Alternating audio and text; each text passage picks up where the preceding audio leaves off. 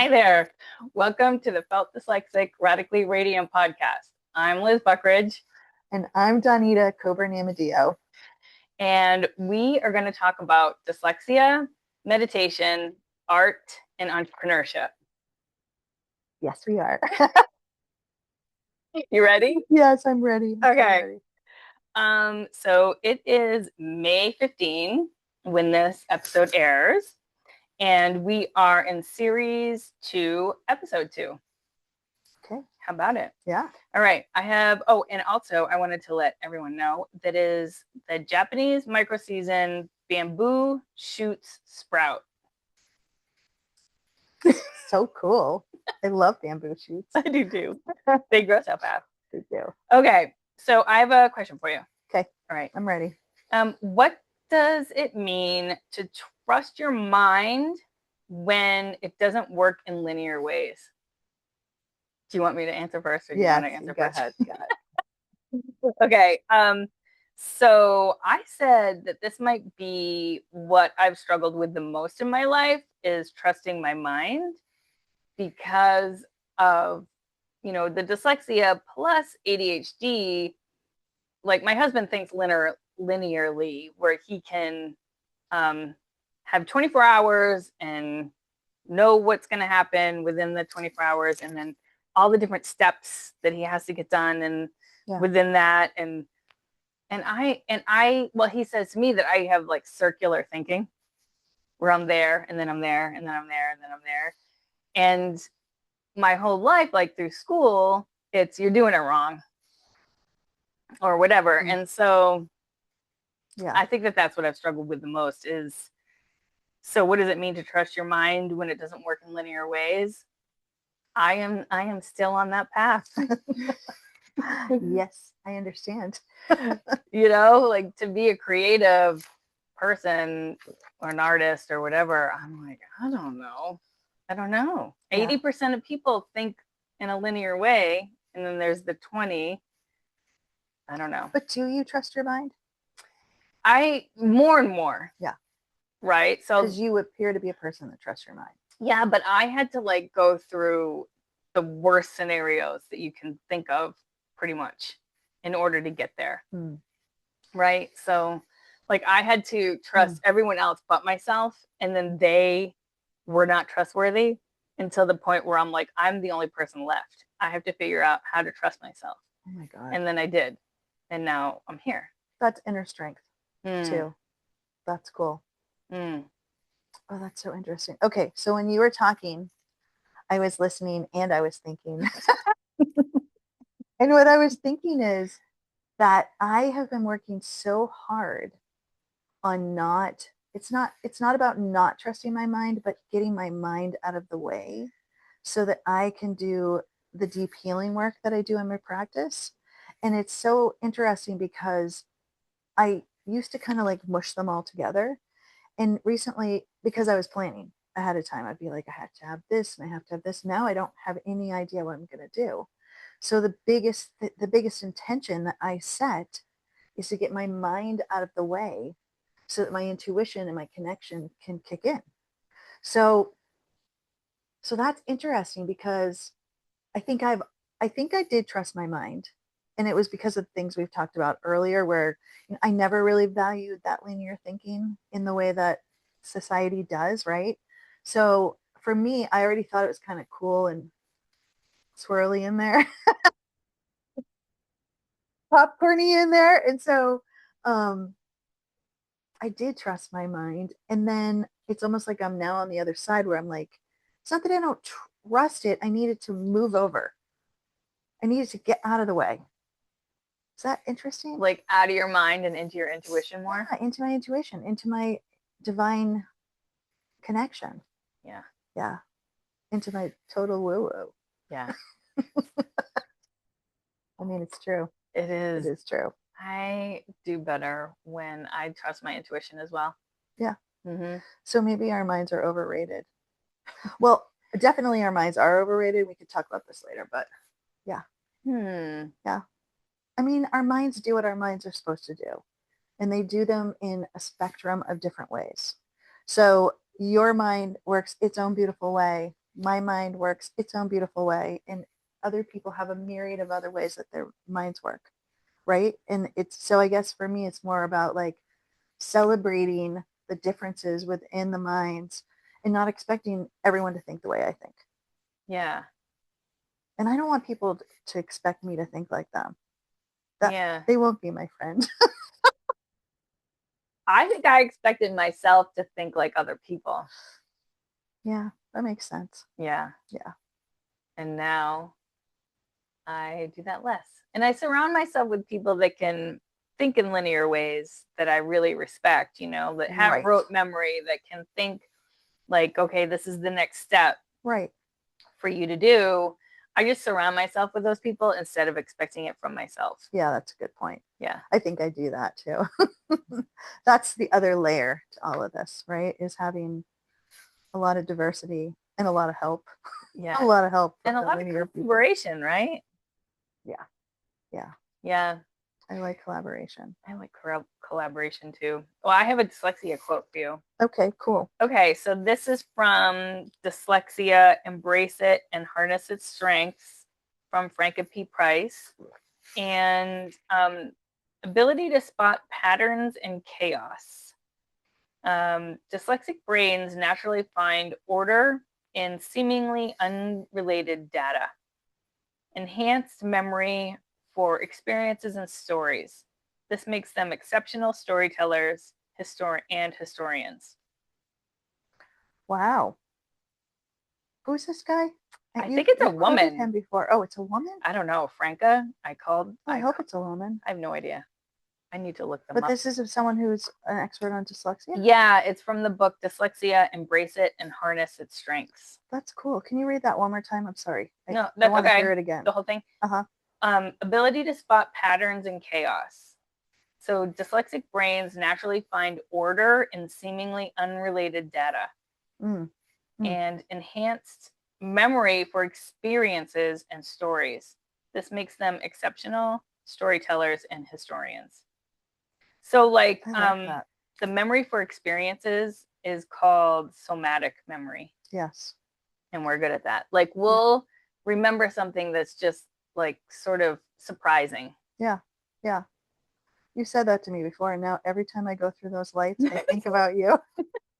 Every time I go through the lights, I think it was the first time we recorded, you said, the reason you remember about the lights is because it was surprising. Usually you go right through them. Yeah. So now I can't help but think about you every time I go through Oh, no. Lights. Be careful what surprises you. You'll remember. Oh, my God, it's so funny. Okay, I have another question for you. Yeah, okay. All right, this question is about meditation. Okay. So what happens when meditation becomes something you relate to, not something you do?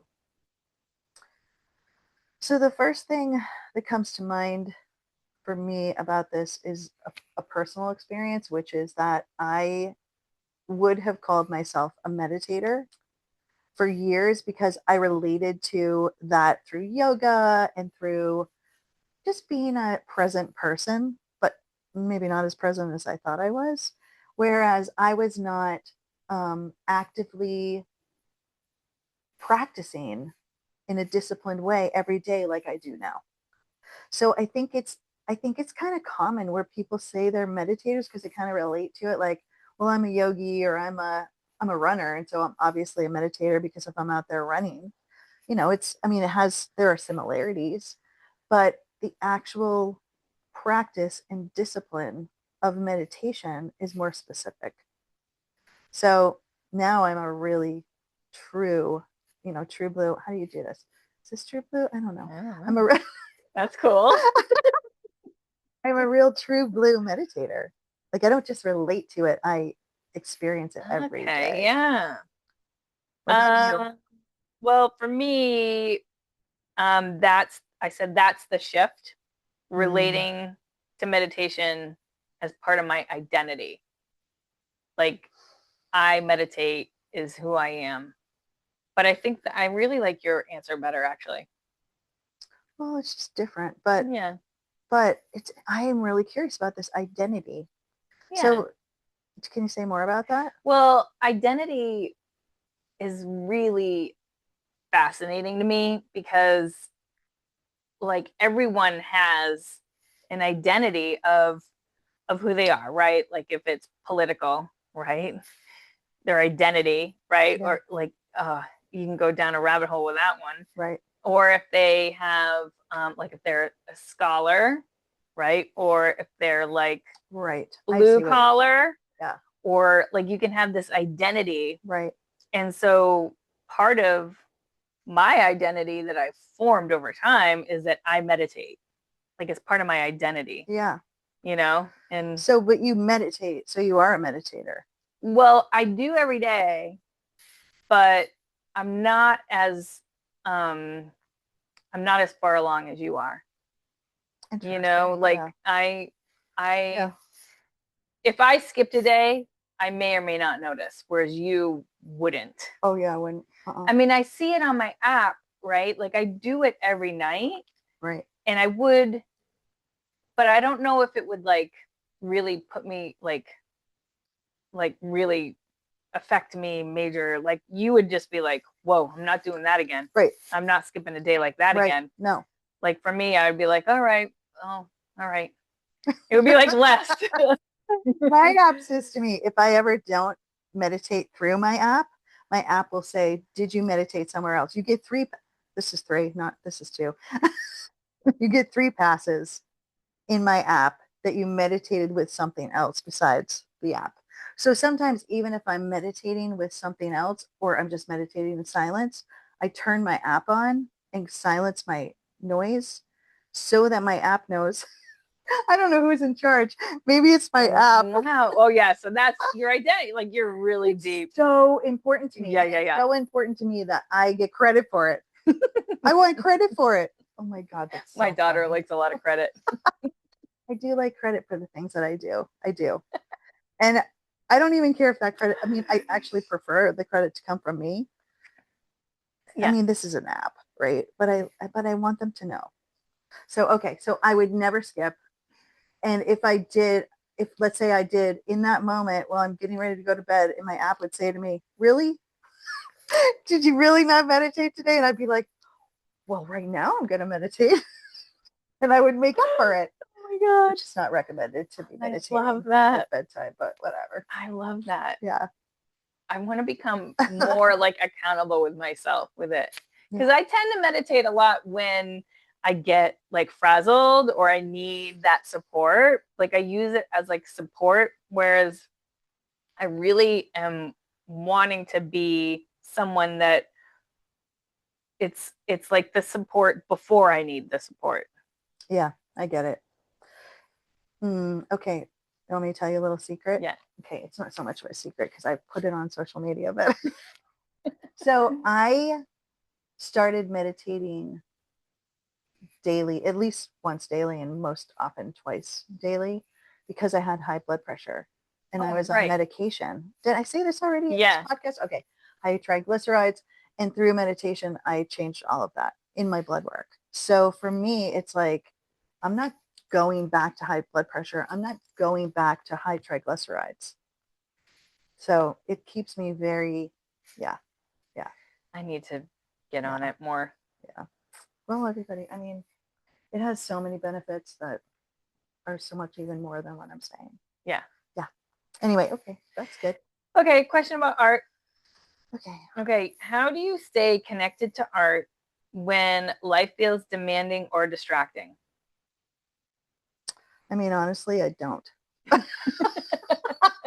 When life, which life is not, so I try and keep my life in check now because I don't have a big job that's demanding and that I do all these things. So I'm a little bit of the boss of me. We've talked about this before, but when life does get demanding, unless I make myself practice some type of art form, which I mostly do, at least dance or something, um, I don't. Oh, it's like the Yeah. flip of meditation and art between Oh, it us. kind of is. I would let that go before meditation. See, are you the opposite? Yeah.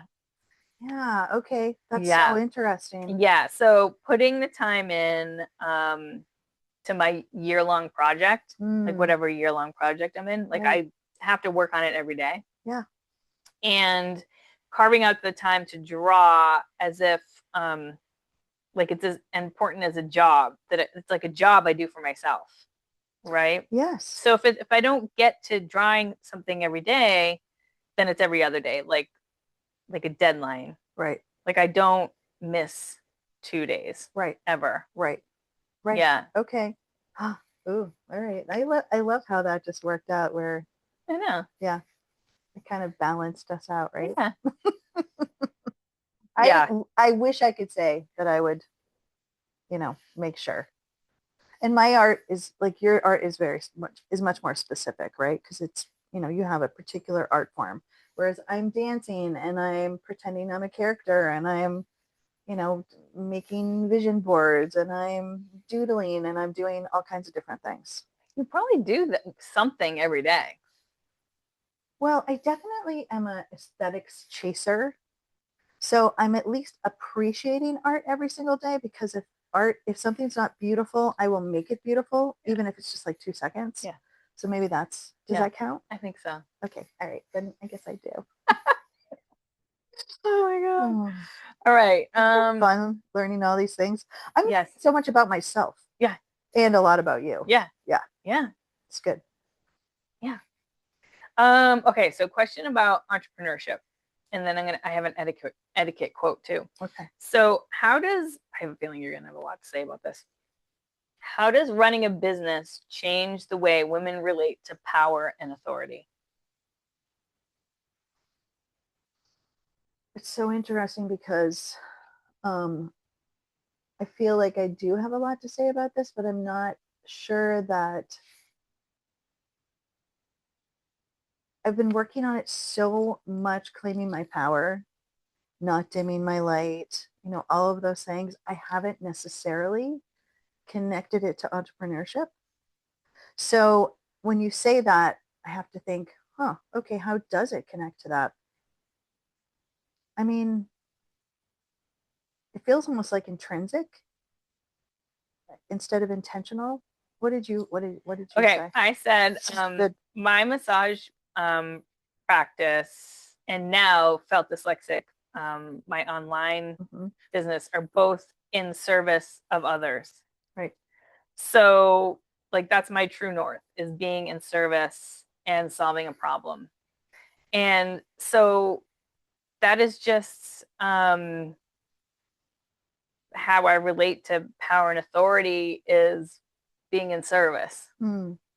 you Yeah. know, and just working for myself. Like Yeah. I've said this before, like I just can't have anybody like telling me what to do, like when to eat Right. lunch, when to go to the Right. bathroom, how many hours I'm Right. gonna work that week. Right. Like 40 hours, you gotta do the timestamp, and I No. just don't operate that way. Right. Right. So Right. so like that's, I feel like just being an entrepreneur is holding on to my power and Yeah. authority over my own time, over my Right. own self. Right. That's true. Yeah. That's true. I went way out there, which I do have a tendency to do. Yeah. Well, Yeah. that's the But dyslexic it's mind will intrinsic. go big. Yeah. And Okay. then, yeah. I love that. I love how you describe my mind to Yeah. me. It's actually really helpful because I don't know as much about it as you do, as the studies about it and stuff. You do know a lot about it, whereas I've just been living in it. Yeah, but that's true. It's intrinsic power. It is taking power over your life. Right. Yeah, taking, or we could say control, but I don't like, I like power better. Yeah.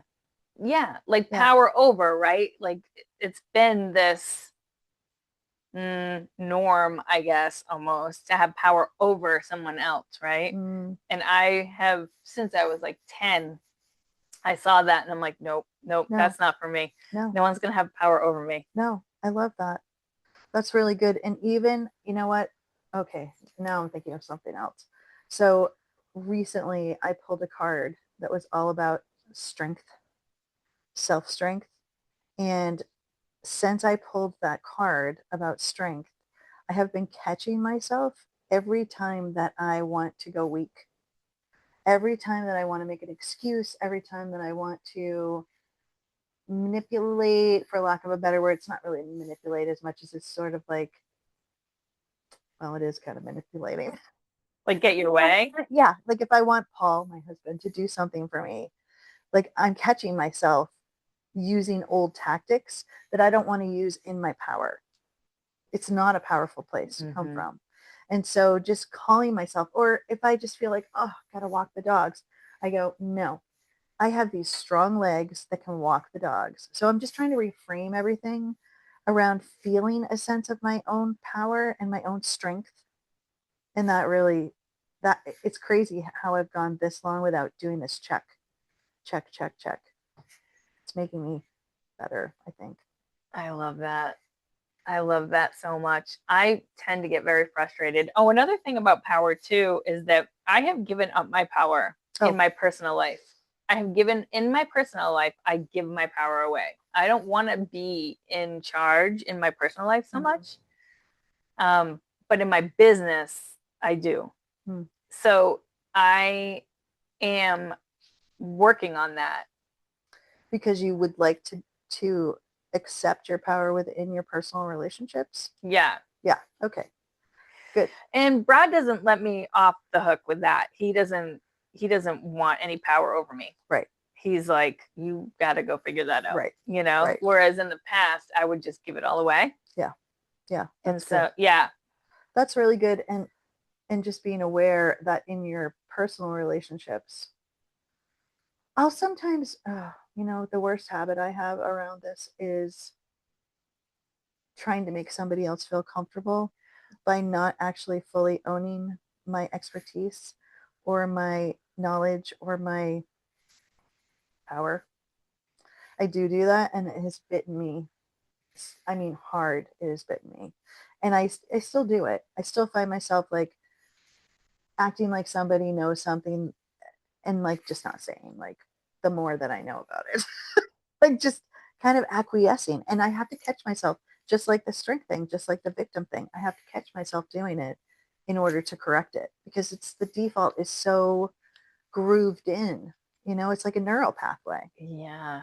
Yeah. It's not yeah, a good one. I don't really do that at work. In my massage business, I'm like, it's this way. Yeah. And people want to say this or that. And I'm like, yeah, that's good. That's really good. I don't know about that with me. I need more time to think about that another day. Yeah. Yeah, I feel a lot more empowered in work than I do in my personal life. So interesting. Well, not now. Brad won't let me Yeah. hand over my power to him. So, but in the past. Yeah. So I feel like, I guess this is all to say, I feel like women, how they relate to power and authority in business as entrepreneurs, is like pretty awesome. Because we're like, well, maybe not me. I don't really like to be in charge of the house and all that stuff, which is not typical for women. Yeah. Yeah. But women have been in charge of, family structure forever. Yeah. And now we're bringing that into the workplace, and they're really good at it. Yeah. Yeah. Really good at it. And it's like the missing 50%, right? So like the masculine way to do business is, itemized lists and really like what we were talking about earlier about like linear and all that. That's like a masculine way of thinking. And women can be that way, but the women bring in this like slower process where it's not like slow, like dumb slow, like it's like slow, like taking your time. Yeah, like making room for other people's opinions, and to like collaborate and that sort of thing, and there's a lot of power in collaboration and being willing to collaborate. I agree. It's huge. I agree 100%. And I think that this is even why when women are empowered to make money and use money, that women make a broader difference in society by lifting other women up through where they spend their money. Yeah. I mean, I just heard this statistic recently. Yeah, that's interesting. Yeah. I like that. Yeah, it's cool. Good. We're so cool, women. Yeah. I mean, men are cool too. Men are great. I've Yeah. never wanted to be one though. I mean, No, me either. I've Oh my always God. been like, yes, I'm so I get happy to I be a got the woman. jackpot. I know. Me too. I've never wanted to be a man. No. No, I feel very much like a woman. I know. I feel and I so love lucky. it. I know. I Yeah. feel really lucky that I never had that like struggle too. Yeah. Yeah. Okay, I have an etiquette quote. Okay, so entertaining at home. Most people can manage cozy dinners for 4 to 6 people. Entertaining larger numbers depends on your entertaining space. Oh. Yeah. Yeah. I mean, if everybody doesn't fit. But you know what that made me think of, though? I mean, What? so this quote is really long in my blog post that comes out this weekend. So the blog post is When We Disagree. So I like to talk about how people disagree and have it like, because, well, I won't get into it too much, but when you say we agree to disagree, no, it never works. That is not a thing. Yeah. You Okay. I cannot love say that. I love You that. cannot say it will not work out. I Agree to love that. disagree. I think this is great. If somebody says that to me, it is the end of us. Oh shit! I better.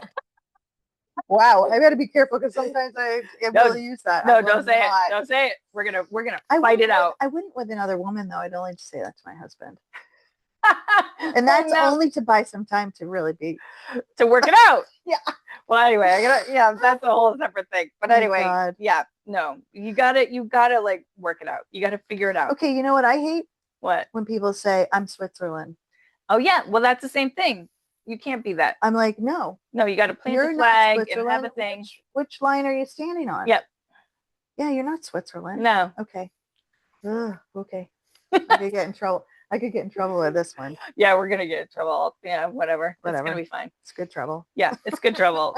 Like we're thinking. That's right. Yeah. So you know what that etiquette quote made me think of is Breakfast at Tiffany's. When Holly Golightly has her party in her apartment and everyone is like packed in there, you know? Yes. And I'm like, okay, well there's that kind of party. Yes. Emily Post, Book of Etiquette, Centennial Edition. Guess you didn't go to Holly Golightly's party. Probably weren't even invited. Okay, well, anyway, so this is just to say that most people can manage a cozy dinner of 4 to 6 people. So have your friends over for dinner. Have a cozy dinner. Have a cozy dinner. Yeah. Invite some friends. All right. I like that. Yeah. I like cozy dinners. Yeah. Yeah. Hygge. Hygge. Yeah. All right. Well, I guess that's a wrap for episode 2. Okay. You have anything else to share? Well, no. I was gonna say yes, but then I don't know what I have to share, so we'll just end. Okay, well, we'll see you next time. Right. Thank you. See you next time. Bye.